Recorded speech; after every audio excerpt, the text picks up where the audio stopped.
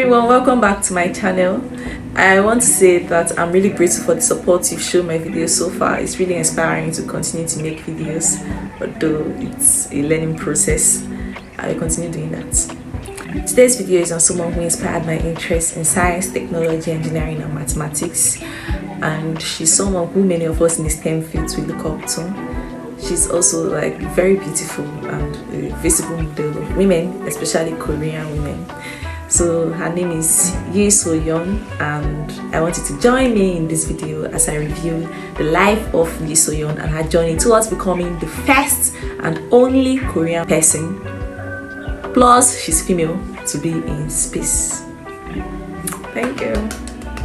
Amongst the world-famed astronauts is Dr. Yi So-yeon, who, despite the deep gender divide in Korea, worked her way to becoming Korea's first female astronaut and the only Korean person to have been in space. Dr. Yi So-yeon was born on June 2nd, 1978 to father Yi Gi-soo and mother Jung Gun-soo, and raised in Gwangju, South Korea. She grew up in a poor household and helped her father with fixing machines. She often reset their boilers, replaced pipes and their floors.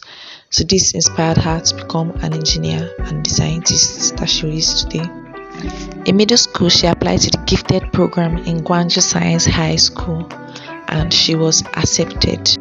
She graduated from Gwangju Science High School in 1997, and then she went on to Korea's Advanced Institute of Science and Technology, KAIST, located in Daejeon, where she graduated from Mechanical Engineering in 2001, and then she got a master's degree also in 2002 in Mechanical Engineering from the same university.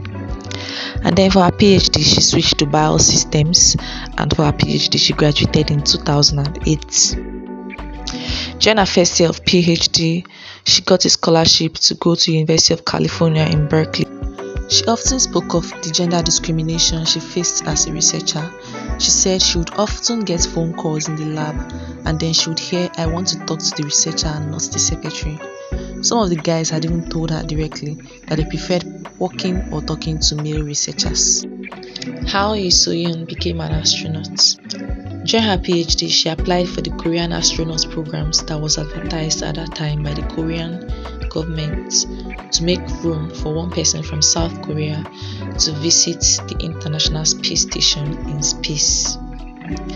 Out of 36,000 candidates, she became one of the final two, and in September 2007, she was selected as backup for the primary astronaut Kusan, and then she went to Russia to train. On March 7, 2008, Yi So-yeon was selected to train with the primary crew instead of backup because Kusan, who was supposed to be the primary astronaut, had violated regulations and the Russian Federal Space Agency had asked for a replacement. Her role in space was designated as a senior researcher and as an astronaut. For her training in space, she underwent simulations, working on zero gravity, working with other crew members in the capsule. She was also given the task of conducting several experiments in space, such as testing the lifespan of fruit flies in space and observing how plants grow without gravity. On April 8, 2008, Yi So-yeon was launched into space with 2 Russian cosmonauts. She flew as a guest of the Russian government through a commercial agreement with South Korea as a spaceflight participant. She returned to Earth on April 19, 2008, and due to a malfunction, the craft landed 260 miles, that is 460 kilometers off course from its target in Kazakhstan. They were found by nomads. She was even hospitalized for severe back pains due to spinal compression in space. Upon her return from space, she worked briefly as a researcher at Korea's Aerospace Research Institute, KARI, as Korea's space ambassador. She resigned in August 13, 2014, and reasons for her resignation were attributed to the fact that she got married and also she went to get an MBA in University of California in Berkeley.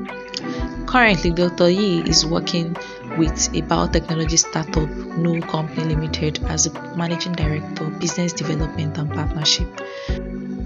She's also a lecturer at the University of Washington Local Community College, and then she's very passionate about nurturing the next generation of leaders in STEM. She's truly an icon for women as she changed Korean women's history, despite her mom receiving very little education and her grandmom having no education. Her story reiterates that she wasn't born into a special situation. She was born to a normal Korean citizen and did her best to follow her dreams, and look where it got her: space. Her advice to all the girls and females is to not become bothered by circumstances, but just do their best to pursue their dreams. And then we all start from somewhere, even from the deepest bottom, but we don't know who we will become. Thank you very much for watching this video. If you have any thoughts or comments, I would like to hear them. Please leave them in the comment section. Thank you very much for your support. It's been great. Thank you very much.